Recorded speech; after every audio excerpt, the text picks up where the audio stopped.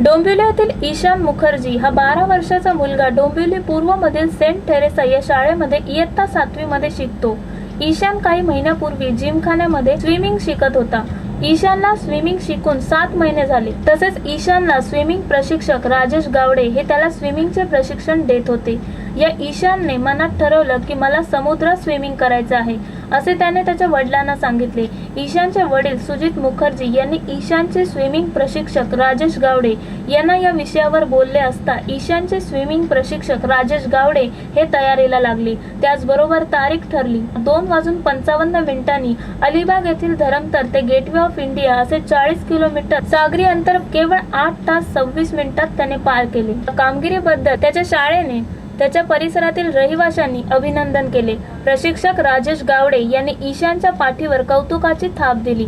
Bureau report, India TV news. तू कोणत्या शाळेमध्ये शिकतोस? Saint Teresa convent high school. म्हणजे तुला कोण स्विमिंग बद्दल शिकवतं का? हो, कुठे शिकतोस तू स्विमिंग? डोंबिवली जिमखाना। तू जे स्विमिंग करतोयस तर तुला त्या जिमखान्यामधून घेऊन गेलेले की तू स्वतः तिथं उतरला होतास? स्वतः तरचा एक बंदर आहे, तिकडून गेटवे ऑफ इंडियापर्यंत कोच होते, अजून एक कोच होते आणि 2 स्विमर होते माझे बरोबर। आणि आता असाच शिकला, आता दिल्लीत शिकला 7 महिन्यापूर्वी। नंतर मी म्हटलं जर तुला पोहायचं असेल आणि वेगळं काही करायचं असेल तर तू आधी छोटा स्विम करायचा 25 मीटर, नंतर 50 मीटर करायला लागला। मी त्याला म्हटलं तुझ्याकडे स्टॅमिना आहे तर लॉंग डिस्टन्स कर। असं करता करता तो म्हणजे नॉनस्टॉप 5 किलोमीटर स्विम करायचा। मग आम्ही म्हटलं की आता ह्याला काहीतरी वेगळं बनवायला पाहिजे, म्हणून मी जिमखान्याचे जे कोच आहेत राजेश गावडे त्यांना बोललो की माझा असा इच्छा आहे माझी। म्हणून ठीक आहे आपण तयारी करू। तसं आमचं सगळं बोलणं झालं आणि त्याची तयारी करून घेतली सरांनी।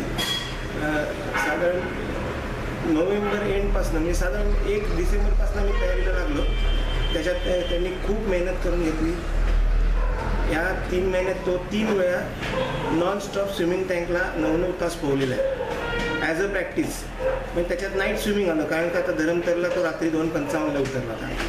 म्हणजे तिकडे त्याची सवय व्हावी म्हणून जिमखान्याची लाईट बंद करून, फिल्ट्रेशन प्लॅन्ट बंद करून रात्री 9 ते पहाटे 5पर्यंत तो पोहत होता। एकदा पहाटे 6 ते 1 वाजेपर्यंत पोहत आणि एकदा पहाटे 5 ते 1 वाजेपर्यंत। त्याच्यात नॉनस्टॉप म्हणजे असाच इफेक्ट आम्ही केला की समुद्रात हेच करायला लागलं। वाटली असती पण काय झालं, एक छोट्या आम्ही समुद्र म्हणजे सागरी कॉम्पिटिशन 3 त्याला मी करून घेतले।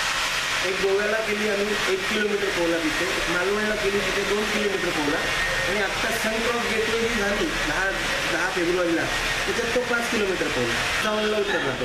म्हणजे 2:55 आणि सकाळी पाण्यातून किती वाजता बाहेर आला?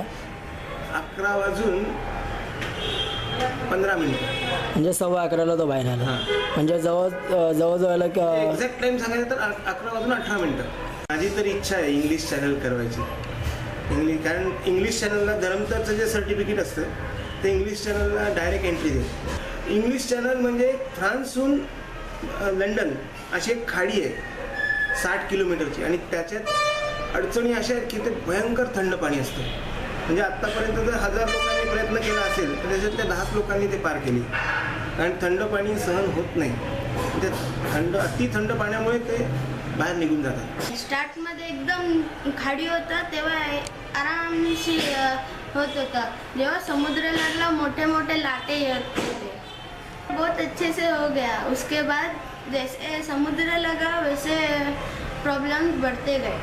हाँ, सोच रहा था हार मानूं, पर सर ने बोला नहीं तुझे पूरा कंप्लीट करना है। तो मैंने 2 मिनट रुक के सोचा कितना अच्छा होगा। उसके बाद आराम से सब गेटवे ऑफ इंडिया तक हो गया।